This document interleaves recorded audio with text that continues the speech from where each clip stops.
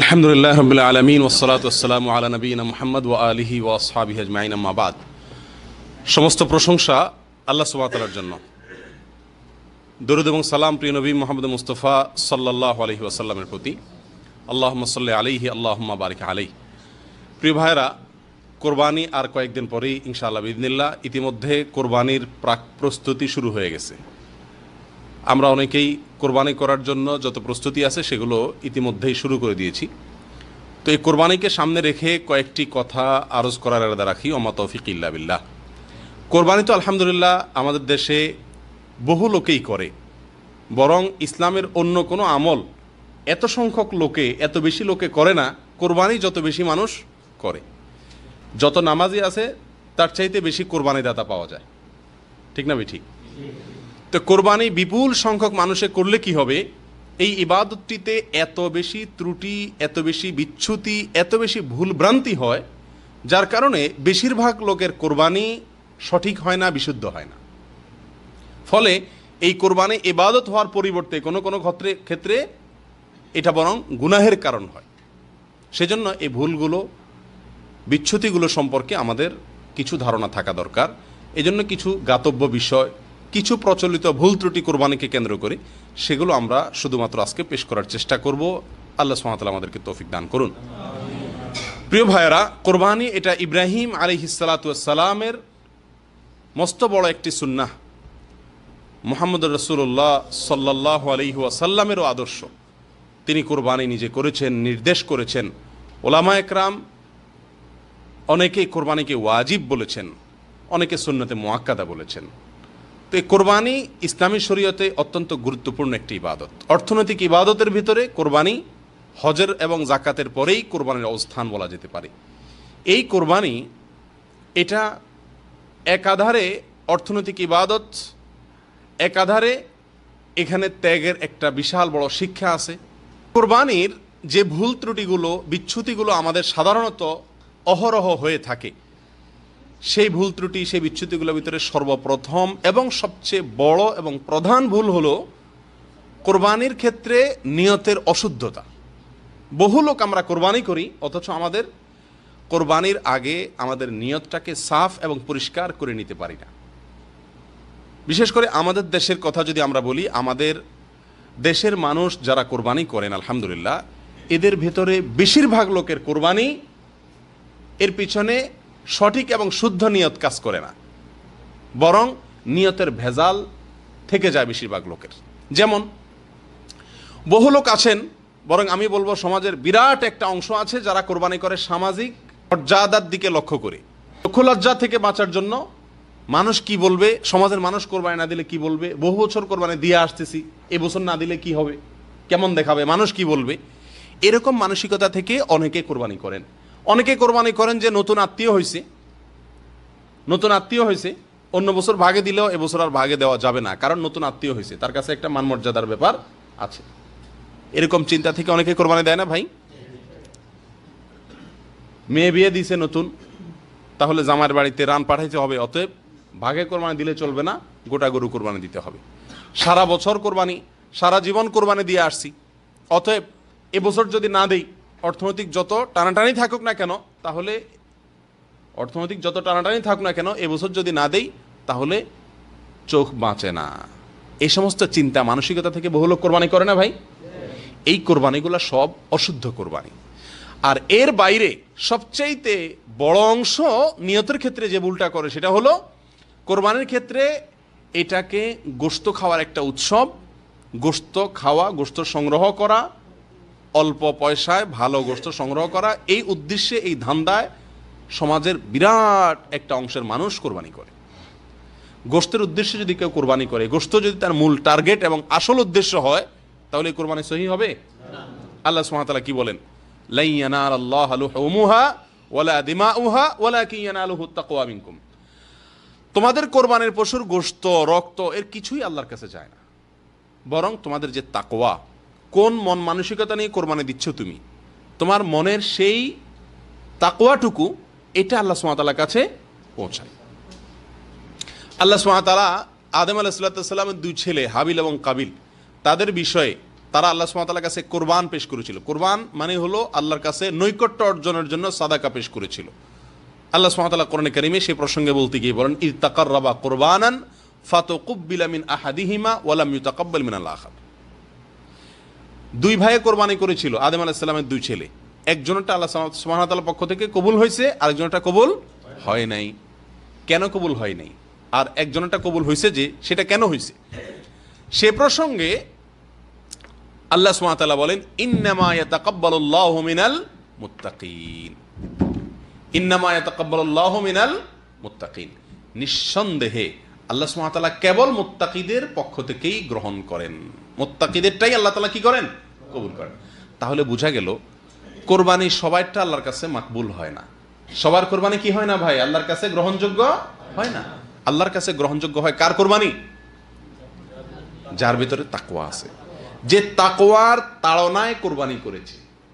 যে কোরবানি করেছে কিসের তাড়নায়? তাকওয়ার তাড়নায়, গোশতের তাড়নায় না, সমাজের মানুষ কি বলবে সেই তাড়নায় না, হ্যাঁ, বিয়ের বাড়ির তাড়নায় না, মেয়ে বিয়ে দিছে নতুন করে সেই তাড়নায় না, সারা জীবন দিয়ে আসছে এবছর না দিলে মানুষ কি বলবে সেই তাড়নায় না, কোরবানি না দিলে ছেলে ফেলে কার মুখের দিকে চেয়ে থাকবে সেই তাড়নায় না, এই সমস্ত তাড়নায় না। বরং কোরবানি তিনি করেন কেন? আল্লাহকে সন্তুষ্ট করার জন্য। নবী সাল্লাল্লাহু আলাইহি সাল্লামের নির্দেশ, তার সুন্নাহ, সেটাকে ফলো করার জন্য কোরবানি করেন। এরকম ব্যক্তিদের কোরবানি শুধুমাত্র আল্লাহ সুবহানাহু ওয়া তাআলা গ্রহণ করেন। প্রিয় ভাইরা, অতএব কোরবানির ক্ষেত্রে এই যে নিয়তের অশুদ্ধতা, এই জিনিসটা আমাদের খুব বেশি খেয়াল রাখা উচিত। সহিহ মুসলিমের হাদিসে আসছে, নবী সাল্লাল্লাহু আলাইহি সাল্লাম বলেছেন, ইন্নাল্লাহা লা ইয়ানজুরু ইলা সুওয়ারিকুম ওয়া আমওয়ালিকুম। আল্লাহ সুবহানাহু ওয়া তাআলা তোমাদের মাল সম্পদ, কত টাকা দিয়ে তুমি গরু কোরবানি দিচ্ছ, কতগুলা দিছ, এটা আল্লাহ সুবহানাহু ওয়া তাআলা দেখেন না। তোমাদের গরুর আকৃতি, সাইজ কত বেশি, এটা আল্লাহ সুবহানাহু ওয়া তাআলা দেখবেন না। আল্লাহ সুবহানাহু ওয়া তাআলা কি দেখবেন? ওয়ালাকিন ইয়ানজুরু ইলা কুলুবিকুম ওয়া আমালিকুম। আল্লাহ দেখবেন তোমাদের অন্তরের অবস্থা কি, কোন মানসিকতা থেকে কোরবানি দিচ্ছ, কোন উদ্দেশ্যে কোরবানি দিচ্ছ, সেটা আল্লাহ সুবহানাহু ওয়া তাআলা দেখবেন। এই জন্য প্রিয় ভাইরা, কোরবানির ক্ষেত্রে আমরা বারবার বলি, আবারও বলি, সবচেয়ে বড় ভুল হলো আমাদের দেশে বেশিরভাগ লোকের কোরবানি এটা ইবাদত হিসাবে হয় না, এটা হয় শুধুমাত্র নিজস্ব মানমর্যাদা রক্ষা করার একটা তাগাদায়, অথবা গোশত সংগ্রহ করার একটা উৎসব হিসাবে, বাস। এর পিছনে নেক আমল, আল্লাহর কাছে আল্লাহ সন্তুষ্টির উদ্দেশ্যে করা, আল্লাহর কাছে আজর এবং সওয়াব পাওয়া, এই উদ্দেশ্যে করা, নবী সাল্লাল্লাহু আলাইহি সাল্লামের সুন্নাহর অনুসরণ করা, এই চিন্তা থেকে কোরবানি করা মানুষের সংখ্যা খুবই নগণ্য, খুবই কম। প্রিয় ভাইরা, এই জন্য আমাদের দেশে দেখবেন একটা প্রতিযোগিতা কোরবানির সময় শুরু হয়। কি প্রতিযোগিতা? কে কার চাইতে কত বড় গরু কিনবে, কে কার চাইতে কত দামি গরু কিনবে, কে কত বেশি দিবে। সামাজিকভাবে যার সাথে যার প্রতিদ্বন্দ্বিতা থাকে, যার সাথে যার প্রতিযোগিতা থাকে, সে তার সাথে কোরবানির সংখ্যা এবং কোরবানি গরুর সাইজ এগুলা নিয়ে প্রতিযোগিতায় নামে। এটাকে দেখতে মনে হয় যে ভালো কাজে প্রতিযোগিতা নামছে, আসলে ভালো কাজে প্রতিযোগিতা না। এটা হলো নিজের মাতবরি, সরদারি, নিজের শ্রেষ্ঠত্ব এগুলো জাহির করার জন্য, ঠিক না বেঠিক? বর্তমান এমপি সাহেব যদি 10টা গরু কোরবানি দেয়, তাহলে ভবিষ্যৎ এমপি ইলেকশন করবে যিনি, তিনি 12টা 15টা দেওয়ার চেষ্টা করে, ঠিক না বেঠিক? শুধু এমপি সাহেব, মন্ত্রী সাহেব না, আমাদের সমাজেও আমরা যখন বসবাস করি, প্রতিবেশী, পাড়া, মহল্লা, যার সাথে আমার একটু প্রতিযোগিতা আছে, সবসময় চেষ্টা করি তার উপরে ওঠার জন্য। এই যে উপরে ওঠার চেষ্টা, এটা আল্লাহকে সন্তুষ্ট করার জন্য যদি হতো তাহলে সেটা প্রশংসনীয় হতো। কিন্তু এই চেষ্টাটা হলো শুধুমাত্র সমাজে নিজের প্রভাব জাহির করার জন্য, ঠিক না বেঠিক? আল্লাহ সুবহানাহু ওয়া তাআলা আমাদেরকে সহি শুদ্ধভাবে কোরবানি করার তৌফিক দান করেন। প্রিয় ভাইরা, যদি উদ্দেশ্যের অসাধুতা থাকে, নিয়তের ভিতরে গড়বড়ি থাকে, গোশতই যদি ধান্দা থাকে, তাহলে কোরবানি কবুল হবে না। এই কোরবানির কোনো মূল্য আছে? কোনো মূল্য নেই। আল্লাহ সুবহানাহু ওয়া তাআলা আমাদের সকলকে সহি শুদ্ধভাবে কোরবানি করার তৌফিক দান করেন। প্রিয় ভাইরা, কোরবানির ক্ষেত্রে আরেকটা বড় ভুল হলো, যারা কোরবানি দেন, বিশেষ করে যারা গরু কোরবানি দেন, এদের বেশিরভাগ লোকই গরুর গোশত বানানোর জন্য ধামা, ছুরি এগুলোর ব্যবস্থা করে, কিন্তু গরু জবাইয়ের জন্য যে ছুরি ব্যবস্থা করা দরকার, একটা ধারালো ছুরির ব্যবস্থা করা দরকার, সেই ব্যবস্থাটুকু বেশিরভাগ লোক করে না। তাকায় থাকে এলাকার ইমাম সাহেব, মুয়াজ্জিন সাহেব বা মৌলভী সাহেব, উনি জবাই করে দিবে, অতএব ছুরি উনি নিয়ে আসবে। তো মৌলভী সাহেব যে জবাই করেন ওই বেচারার কাছে তো ছুরি 4-5টা থাকে না। ছুরি কয়টা থাকে? একটা থাকে। প্রথম প্রথম যে গরুগুলো জবাই করে উনি, সেগুলো মাশাআল্লাহ খুব ভালোভাবে জবাই হয়ে যায়। কিন্তু এরপরে 3, 4, 5 নম্বর সিরিয়ালে পরে যে গরুগুলো আসে সেগুলো কি হয়? সহজে জবাই হয় না, কারণ ছুরির ধার কমে যায়। ঠিক না বেঠিক? অতএব যিনি কোরবানি দিবেন তার দায়িত্ব হলো কোরবানির পশু জবাইয়ের জন্য ধারালো ছুরির ব্যবস্থা করা। মৌলভী সাহেব তার কোরবানি কত নম্বর সিরিয়ালে দিবেন বা কত নম্বর সিরিয়ালে তিনি পাবেন সেটা তিনি নিজেও জানেন না। অতএব তার নিজের দায়িত্বে এই কোরবানির পশু জবাই করার জন্য ধারালো ছুরির ব্যবস্থা করতে হবে। নবী করিম সাল্লাল্লাহু আলাইহি সাল্লাম স্পষ্টভাবে নির্দেশ করেছেন, সুনান আবু দাউদের হাদিসে আসছে, ইন্নাল্লাহা কাতাবা আল ইহসানা আলা কুল্লি শাই। আল্লাহ তাআলা প্রত্যেকটা বস্তুর প্রতি ইহসান, দয়া দেখানোর নির্দেশ আল্লাহ সুবহানাহু ওয়া তাআলা করেছেন, অবধারিত আমাদের জন্য আল্লাহ সুবহানাহু ওয়া তাআলা করেছেন। এমনকি পশু যখন আমি জবাই করব, নবী সাল্লাল্লাহু আলাইহি সাল্লাম বলেন যে তোমরা ছুরিকে ধার দিয়ে নিও, ওয়ালিউরিহ যাবিহাতাহু, এবং যেই পশুকে জবাই করবা তাকে একটু আরাম দিও, অর্থাৎ যত কম কষ্টে তার রুটা বের হতে পারে। আপনি যদি পোষাইতেই থাকেন ভোতা ছুরি নিয়া, তাহলে দীর্ঘ সময় পর্যন্ত কষ্ট হবে। অর্ধেক কাটা যাবে, চামড়া কাটা যায়, হয়তো আপনার আর কাটা যাচ্ছে না, ছুরি চেঞ্জ করলেন, হচ্ছে না, অনেকক্ষণ ধরে সময় নিলেন, তাহলে পশুটার কষ্ট যতটুকু প্রয়োজন তার চাইতে বেশি হলো। ঠিক না বেঠিক? এটা অনুচিত। আমি শুধুমাত্র সেই সব ভুলগুলোর কথাই বলবো যে ভুলগুলো অহরহ সবার ভিতরে আছে। এই ভুলগুলো সবার ভিতরে আছে কিনা নেই? সমাজে কয়জন মানুষ নিজের গরু জবাইয়ের জন্য ভালো ধারালো ছুরির ব্যবস্থা রাখে বলেন? গোশত হাড্ডি বানানোর জন্য ব্যবস্থা আছে, কিন্তু জবাইয়ের জন্য মৌলভী সাহেবের দিকে তাকায় থাকে। আর মৌলভী সাহেবদের ছুরি বাস্তবতা হলো যে 2, 4টা 5টা জবাই করার পরে বেচারাদের আর হাতও আগায় না, শরীরও কাঁপে, আর ছুরির ধারও চলে যায়। এরপরের বাকি যেগুলো হয় সেগুলোতে পশুর অনর্থক, অযথা, অহেতুক পশুকে দীর্ঘ সময় পর্যন্ত কষ্ট দেওয়া হয়। ঠিক না বেঠিক? আর এটা শরীয়তের সম্পূর্ণ নিষেধ। এটা হলো একটা ভুল। আরেকটা বড় ভুল হয় কোরবানি করতে গিয়ে, সেটা হলো নিজের পশু নিজে জবাই না করা। নিজের পশু, নিজের কোরবানির পশু নিজের হাতে জবাই না করা, এটা আরেকটা ভুল। আমাদের দেশে কয়জন লোক কোরবানি করতে গিয়ে নিজের পশুটা নিজে জবাই করেন? খুব কম না? সবাই ওই হুজুর বা মৌলভী সাহেবের দিকে তাকায় থাকেন। ঠিক না বেঠিক? অথচ বুখারী মুসলিমের হাদিসে আসছে নবী করিম সাল্লাল্লাহু আলাইহি সাল্লাম তার কোরবানির পশু নিজের হাতে তিনি জবাই করেছেন। যাবাহাহুমা বিয়াদিহি। তিনি 2টি কোরবানি করেছেন, তার 2টাই তিনি নিজের হাতে কি করেছিলেন? জবাই করেছেন। এখান থেকে বোঝা যায় যে কোরবানির পশু নিজের হাতে জবাই করা বেশি উত্তম। তাছাড়া কোরবানি আপনি যখন করবেন তখন কোরবানির এই পশুটাকে হয় আগে থেকে আপনি লালন পালন করছেন, অথবা এই পশুটা কিছুদিন আপনার কাছে ছিল, কেনার পরে এক ধরনের মায়া কিছুটা হলেও সৃষ্টি হয় কি হয় না? আপনি নিজের হাতে যখন তার গলায় ছুরি দিবেন, আপনার ভেতরে এক ধরনের কষ্ট হবে কি হবে না? এই কষ্টটুকু তো এক ধরনের ত্যাগ। ত্যাগ কি ত্যাগ না?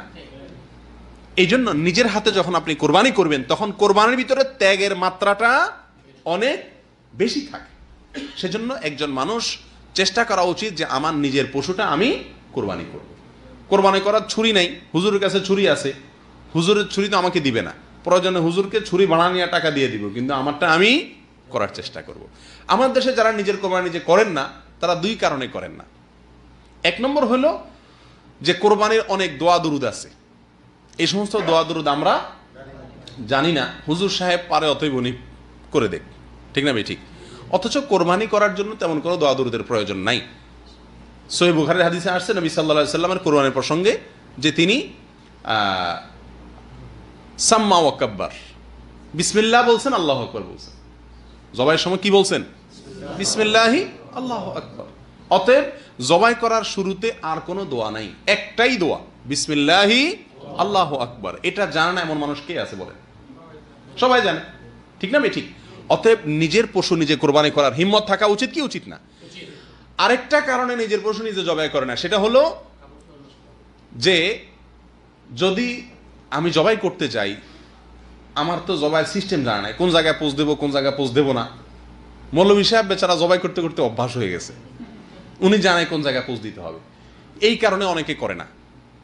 এই যে একটা হেজিটেশন আমাদের ভিতরে থাকে, এটা থাকা উচিত না। কারণ আপনি কোন জায়গায় জবাই করবেন মৌলভী সাহেবের জিজ্ঞেস করলেই তো বলে দিবে, কসাইদেরকে জিজ্ঞেস করলেই তো বলে দিবে।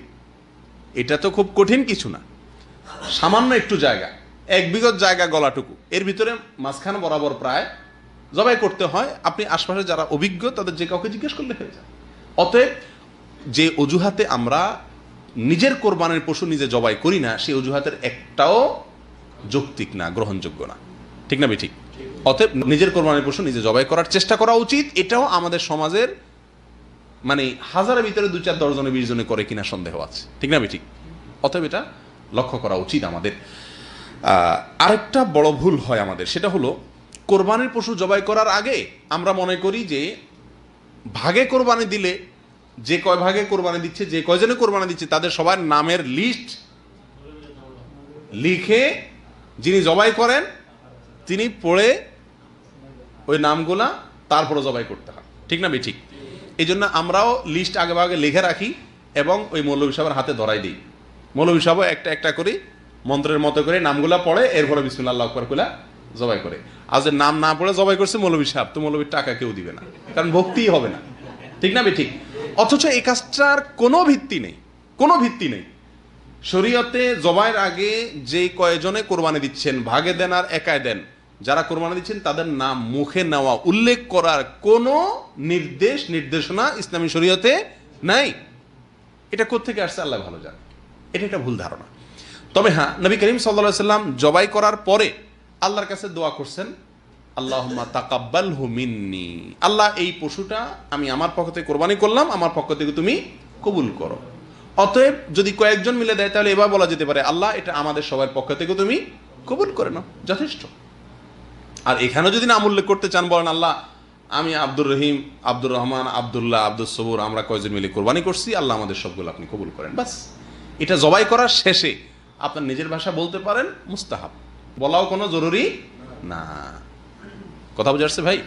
তাহলে এই নাম জপা জবাই করার আগে, এটা হলো কোরবানি কেন্দ্রিক আরেকটি বড় ভুল, যেটা প্রচলিত এবং বলতে গেলে সমস্ত পশু কোরবানি, বিশেষ করে ভাগে যে পশুগুলো কোরবানি দেওয়া হয় তার সবগুলোর আগেই এই নাম জপার, নামের লিস্টটি ধরে পড়ার একটা রোগ আছে না নেই? এটা ভুল। এখান থেকে আমাদেরকে বেরিয়ে আসতে হবে, এটা বাদ দিতে হবে, তাহলেই সহি সুন্নাহ মতো আমার কোরবানি ইনশাআল্লাহ হবে। আরেকটা ভুল হলো ভাই, কোরবানির পশু জবাই করার পরে রুহ যাওয়ার আগেই ওইটার রগ কাটাকাটি শুরু করা। এটা হয় কি হয় না? বিশেষ করে কসাইরা যারা গরুটা বানাবে, চামড়া ছিলবে, তারা ছোট ছোট চাকু নিয়ে, এখনো রুহ বের হয় নাই, এখনো সব রক্ত বের হয়ে সারে নাই, নিস্তেজ হয় নাই, তার আগেই পায়ের রগগুলা কাটা শুরু করে, অনেকে চামড়াও ছেলা শুরু করে দেয়। ঠিক না ভাই ঠিক? এটা চরম বড় অন্যায়, অনেক বড় মাপের জঘন্য অপরাধ। যে ইসলাম আপনাকে জবাই করার আগে ছুরিকে ভালো করে ধার দিয়ে নিতে নির্দেশ করেছে, যে ইসলাম আপনাকে ভোঁতা ছুরি দিয়ে পশুকে জবাই করার অনুমতি দেয় নাই, তাকে অযথা কষ্ট দেওয়ার অনুমতি দেয় নাই, সেই ইসলাম কিভাবে আপনাকে অনুমতি দেয় একটা জীবন্ত পশুকে আপনি রগ কাটা শুরু করলেন আর চামড়া ছিলা শুরু করলেন? এটা কত বড় কষ্টদায়ক বিষয়। 2 মিনিট 3 মিনিট ধৈর্য আমাদের কুলায় না। ঠিক না ভাই ঠিক? কসাই তার তো একটা শেষ করতে পারলে আরেকটা গিয়ে ধরবে, তার তাড়া আছে। কিন্তু আপনি কোরবানি করছেন ইবাদত, আপনার এই ইবাদত যেন সহি সুন্দরভাবে হয়, কোনো ভুল ত্রুটি না হয়, কোনো ভুলের কারণে এটাতে যেন আরো উল্টা গুনাহ না হয়, সেই জিনিসটা খেয়াল করা তো আপনার আমার দায়িত্ব। ঠিক না ভাই ঠিক? এই জন্য কসাইদেরকে বলতে হবে আমাদের যে ভাই খবরদার, সম্পূর্ণ নিস্তেজ হওয়ার আগ পর্যন্ত কোনো রক্তক কাটা চলবে না। এবং এই ভুলটাও আমাদের সমাজে অহরহ, মানে বলতে গেলে প্রায় প্রত্যেকটি গরু কোরবানিতেই এই ভুলটা কম বেশ হয়ে থাকে। এই ভুল থেকে আমাদেরকে আল্লাহ সুবহানাহু ওয়া তাআলা মুক্তি নসিব করেন।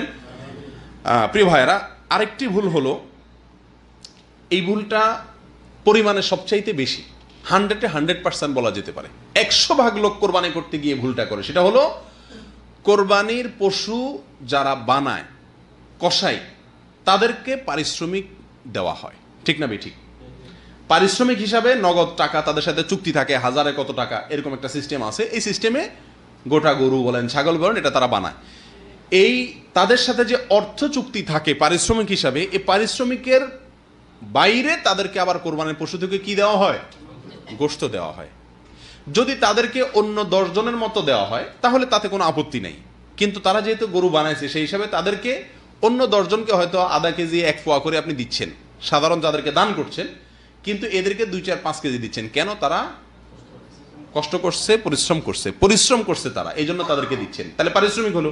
পরিশ্রম করছে সেটাকে খেয়াল রেখে দিলেন, তাহলে এটা কি হলো? পারিশ্রমিক হলো। আর এই পারিশ্রমিক হিসাবে আপনার কোনো কসাইকে অতিরিক্ত গোশত বলেন বা পশুর অন্য কিছু বলেন, এটা দেওয়া শরীয়তে জায়েজ নাই। কসাইরাও খুব চালাক, তারাও আমাদের সঙ্গে এই কোরবানির পশু এটা বানানোর জন্য যখন চুক্তি করে তখন খুব বেশি দরাদরি করে না, কারণ তারাও জানে যে 2, 4, 5 কেজি গোশত তো আমি এমনিই পাবো, তো 4 কেজি গোশত পালে তো 2000 টাকা দাম এমনি এসে গেল, অতএব 1000 যদি চুক্তিতে কমও হয় লস নাই। ঠিক না ঠিক? এটা ভুল। এ সম্পর্কে নবী করিম সাল্লাল্লাহু আলাইহি সাল্লামের একাধিক একেবারে স্পষ্ট নির্দেশনা পাওয়া যায়। বিশেষ করে সহিহ বুখারীতে নবী সাল্লাল্লাহু আলাইহি সাল্লাম স্পষ্টভাবে তার নির্দেশ পাওয়া যায়। তিনি বলেছেন, লা ইউতা ওয়ালা ইউতা লিজাযারাতিহা শাইআ, কোরবানির পশু এটা কসাই যারা কাটে অথবা এটাকে বানায় তাদেরকে এই কোরবানির পশু থেকে কোনো কিছু দেওয়া যাবে না। আলী রাদিয়াল্লাহু তাআলা আনহুকে নবী করিম সাল্লাল্লাহু আলাইহি সাল্লাম বিদায় হজের সময় তাকে কোরবানির পশুগুলা তিনি নিজের হাতে অনেকগুলো কোরবানি করেছেন, বাকিগুলা তাকে করতে বলেছেন। এরপরে বলেছেন এই পশুর সব কিছু বন্টন করে দেওয়া মানুষদেরকে, হাজিদের মধ্যে তাদেরকে খাওয়াও, আর খবরদার কোনো কিছু তুমি ওই কসাইকে বা যারা বানাবে তাদেরকে দিবা না। অর্থাৎ তাদের পারিশ্রমিক আলাদা দিবেন, নগদ টাকা দিয়ে। কোরবানির পশু থেকে আপনি দিবেন না। আসলে কোরবানির পশুর এই গোশত এটা আমরা কোরবানি করে দিলাম মানে আল্লাহকে দিয়ে দিলাম। ঠিক না ঠিক? আল্লাহ সুবহানাহু ওয়া তাআলার নিয়ম হলো কোনো কিছু আল্লাহকে দান করলে আল্লাহ নিজে সেটা গ্রহণ করেন না। আগের যুগে আল্লাহকে দান করলে মানুষ পাহাড়ে রেখে আসতো, সেটা আসমান থেকে এসে আগুন এসে জ্বালাই দিত, তার মানে আল্লাহ তাআলা অ্যাকসেপ্ট করছেন। আর যদি না জ্বালাইতো তার মানে আল্লাহ ওটা অ্যাকসেপ্ট করেন নাই। আর আখিরি জামানার উম্মতকে আমাদের জন্য আল্লাহ সুবহানাহু ওয়া তাআলা সুযোগ দিয়েছেন। সেটা কি? আমরা আল্লাহ সুবহানাহু ওয়া তাআলার জন্য কিছু দান করলে, যাকাত দিলে, ফিতরা দিলে, সব আল্লাহর জন্যই তো দান করি। আল্লাহ সুবহানাহু ওয়া তাআলা ওটাকে গ্রহণ করেন না, জ্বালিয়ে দেন না। আল্লাহ সুবহানাহু ওয়া তাআলা আমাদের সুবিধার জন্যই গরিবদের মাঝে বন্টন করার জন্য, নির্দিষ্ট খাতে দেওয়ার জন্য আল্লাহ তাআলা কি করছেন? নির্দেশ করছেন। কোরবানির গোশতটা শুধু ব্যতিক্রম। এখানে আল্লাহ সুবহানাহু ওয়া তাআলা গোশতটা আমাদেরকে খাওয়ার সুযোগ রেখেছেন, যে তোমরা যারা কোরবানি করছো তোমরা নিজেরা কি করতে পারো? এটা খেতে পারো, দান করতে পারো, রাখতে পারো। তিনও সুযোগ আছে। সূরা তিরমিজিতে আসছে, নবী সাল্লাল্লাহু আলাইহি সাল্লাম বলেছেন, ফাকুলু মিনহা ওয়া আতইমু ওয়াদাখিরু, তোমরা নিজেরা সেখান থেকে খাও, মানুষকে দান করো, আবার রেখে দাও, সুযোগ আছে। এক সময় নবী সাল্লাল্লাহু আলাইহি সাল্লাম নিষেধ করছেন 3 দিনের বেশি রাখা যাবে না, কিন্তু এরপরে সেটা তিনি প্রত্যাহার করেছেন, রহিত করেছেন। এরপর বলেছেন তোমরা এখান থেকে যা খুশি করতে পারো। অর্থাৎ যা খুশি বলতে নিজে খাও, মানুষকে দান করো, জমা করো, কিন্তু বিক্রি করা যাবে? যাকে আপনি দান করছেন সে বিক্রি করতে পারে, কিন্তু আপনার কোরবানির গোশত আপনি বিক্রি করতে পারবেন? যেহেতু বিক্রি করা যায় না, অতএব পারিশ্রমিক হিসাবেও কাউকে দেওয়া যায় না। বিধায় আপনার যে কসাই এই পশুটা বানায় দিছে তাকে যদি আপনি টাকা দিলেন আর গোশত অতিরিক্ত দিলেন এই জন্য, এই খেয়াল থেকে যে সে কষ্ট করছে, পরিশ্রম করছে, তাহলে পরিশ্রমের বিনিময় দিলেন, সেই হিসাবে এটা কি হবে না? জায়েজ হবে না। সবচেয়ে বড় কথা হলো নবী করিম সাল্লাল্লাহু আলাইহি ওয়াসাল্লাম নিষেধ করছেন, ব্যাস। তাহলে আমাদের এই কাজটা করা উচিত কি উচিত না?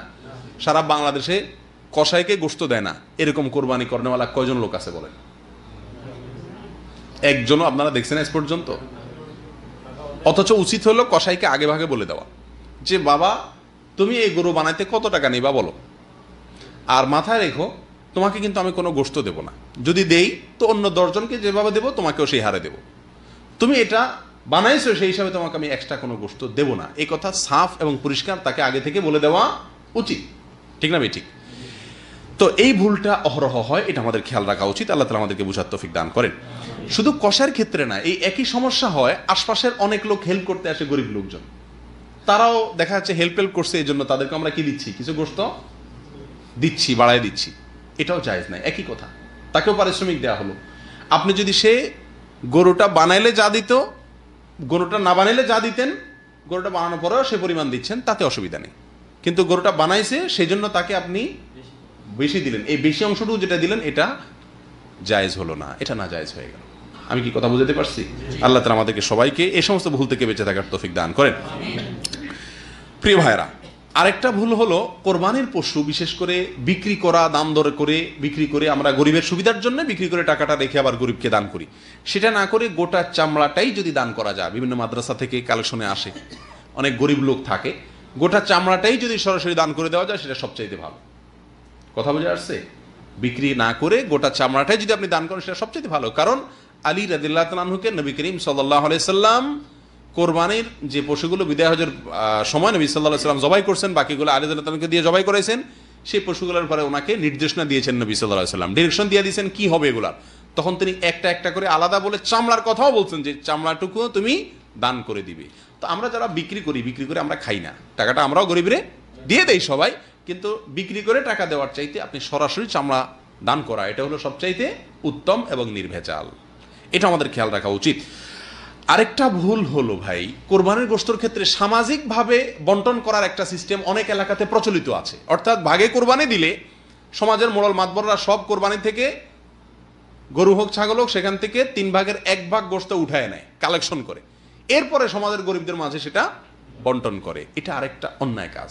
দেখতে মনে হচ্ছে কাজটা খুব ভালো কাজ, যে একটা শৃঙ্খলার সাথে বন্টন করা হচ্ছে, সবাই যার যার মতো কি দিত না দিত, সমাজের নেতারা, মোড়ল মাতবররা, গ্রামের নেতারা, এরা আপনার সবাইগুলো থেকে 3 ভাগের 1 ভাগ করে করে উঠায় নিয়ে তারা এবার গণহারে দিচ্ছে। এটা বোধহয় সুন্দর বন্টন হচ্ছে না ভাই। এই পদ্ধতিটা গর্হিত এবং এটা পরিত্যাজ্য, এটা পরিহার্য। এই পদ্ধতিটা উচিত না এবং কোরআন হাদিসের সাথে এটা সঙ্গতিপূর্ণ না। কারণ কোরবানির পশু শুধু নয়, যে কোনো ক্ষেত্রে নবী সাল্লাল্লাহু আলাইহি সাল্লাম স্পষ্টভাবে বলেছেন, লা ইয়াহিল্লু মাল ইমরিইন মুসলিমিন ইল্লা বিতিবি নাফসি। কোন মুসলমানের সম্পদ তার মনের সন্তুষ্টি ছাড়া এটা দান হিসাবে গ্রহণ করা বা যে কোনোভাবে গ্রহণ করা, এটা কি নাই, জায়েজ নাই। আল্লাহ সুবহানাহু ওয়া তাআলা এই কোরবানির পশুর গোশত দিয়েছেন কাকে? যে কোরবানি দিয়েছে তাকে, ঠিক না বেঠিক? নবী সাল্লাল্লাহু আলাইহি সাল্লাম তাকে সুযোগ দিয়ে দিয়েছেন, ফাকুলু মিনহা ওয়া আতইমু ওয়াদাখিরু, তুমি খাও, দান করো, জমা করো। তাকে স্বাধীনতা দিয়ে রাখছেন কি রাখে নাই? কিন্তু আপনি সামাজিকভাবে যখন 3 ভাগের 1 ভাগ রেখে দিচ্ছেন, বহু লোক এমন থাকতে পারে যে বেচারা 1 ভাগ কোরবানি বা 2 ভাগ কোরবানি দিছে, তার নিজস্ব আত্মীয় স্বজন আছে, তাদেরকে হয়তো একটু বেশি করে দিত, কিন্তু আপনি তো নিয়ে আপনার মতো করে বন্টন করবেন। সে কিছু বলতেও পারে না, কারণ সামাজিক সিস্টেম হয়ে গেছে, ঠিক না বেঠিক? তাহলে তার মনের অসন্তুষ্টি সত্ত্বেও তাকে দিতে হচ্ছে, হচ্ছে কি হচ্ছে না? এবং এর পরিমাণ বরং সবচাইতে বেশি। বেশিরভাগ লোকই তার নিজের মতো করে স্বাধীনভাবে তিনি দিতে চান। আপনি যখন নিয়ে আপনার মতো করে বন্টন করেন, তখন তার সে স্বাধীনতা ক্ষুণ্ণ হয়, তার পছন্দ মতো সে দিতে পারে না। এই জন্য এটা অন্যায় এবং এটা গর্হিত কাজ। কেউ যদি 1 ফোঁটাও না দেয়, শরীয়ত তার জন্য কোনো কোনো বাধ্যবাধকতা আছে? কেউ যদি পুরাটুকু সে রেখে খায়, শরীয়ত তাকে এটা বলবে না যে তোমার কোরবানি হয় নাই। তার যদি নিয়ত সাফ থাকে আর সে পুরাটুকু রেখে খায়, খেতে পারে। যদিও পুরাটুকু এবং যত বেশি সম্ভব দান করা উচিত। 3 ভাগের 1 ভাগ বলে কথা না, যত বেশি দান করা যায় ততই ভালো। কিন্তু এর মানে তো এই না যে সামাজিকভাবে সিস্টেম করে তার কাছ থেকে চাঁদা আদায়ের মতো করে 1 ভাগ আগে ভাগে আপনি আদায় করে নিয়ে যাবেন। এটা অবিচার, এটা জুলুম, এটা জবরদস্তিমূলক দান আদায় করা। এটাকে শরীয়ত কোনোভাবে কি করে না, অনুমোদন দেয় না। বিধায় এটাও আমাদের পরিহার করা উচিত। বড় দাগের ভুলের ভিতর একটা হলো, কোরবানির ঈদের আগে 10টা দিন ইবাদতের বিশাল বড় সিজন। জিলহজের চাঁদ উঠলে 1 তারিখ থেকে নিয়ে 10 তারিখ পর্যন্ত, ঈদের আগ পর্যন্ত এই 10টা দিন অনেকগুলো আমলের, অনেকগুলো ইবাদতের একটা বিশাল বড় সিজন এবং মৌসুম। নবী করিম সাল্লাল্লাহু আলাইহি সাল্লাম এই 10 দিন আমাদেরকে অনেকগুলো কাজের জন্য কি করছেন, নির্দেশ করে গেছেন। অনেকগুলো কাজের পরামর্শ তিনি দিয়ে গেছেন, নির্দেশনা দিয়ে গেছেন। আমরা কোরবানিকে কেন্দ্র করে কোরবানির ঈদের আগে আমাদের একমাত্র ব্যস্ততা থাকে কোরবানির প্রস্তুতি। কোরবানির ঈদের 10 দিন 15 দিন আগ পর্যন্ত গরু কেনা, ভাগিদার ঠিক করা, কষাই ঠিক করা, বাস এই সমস্ত আয়োজন নিয়ে আমরা কি থাকি, ব্যস্ত থাকি। অথচ কোরবানি ছাড়াও এই সিজনের, এই কোরবানির ঈদের মৌসুমের এই সিজনের আরো 9টি ইবাদত আছে। আরো কয়টি ইবাদত আছে? 9টি আমল কোরআন এবং সুন্নাহ দ্বারা প্রমাণিত আমল আছে। সে আমলগুলোর বেশিরভাগ আমলের পরে আমরা বেমালুম ভুলে বসে থাকি, অথচ শুধুমাত্র কোরবানি নিয়ে কি থাকি, ব্যস্ত থাকি। আসলে এই কোরবানি নিয়ে ব্যস্ত থাকার কারণ হলো যে এটা সুবিধাজনক আমল, এটা মিষ্টি আমল। কোরবানি করলে গোশত খাওয়া যায়, সারা 6 মাসে 4 মাসের গোশত একসাথে উঠে চলে আসে, ফ্রেশ গোশত খাওয়া যায়, সুবিধা আছে। আর সেজন্যই এই আমলটার পিছনেই সবচাইতে আমরা বেশি হুমড়ি খেয়ে পড়ি। এই আমলের চাইতে বেশি গুরুত্বপূর্ণ আমল হজ। বহু লোক আছে 10 বছর 15 বছর 20 বছর পর্যন্ত তিনি কোরবানি দিচ্ছেন, অথচ তিনি হজ করছেন না। আল্লাহ সুবহানাহু ওয়া তাআলা সামর্থ্য দিয়েছেন, কিন্তু হজ এখনো করছেন না। এখনো হজের বয়স হয় নাই। কোরবানির জন্য এটা বলে না যে বয়স হয় নাই, বলে।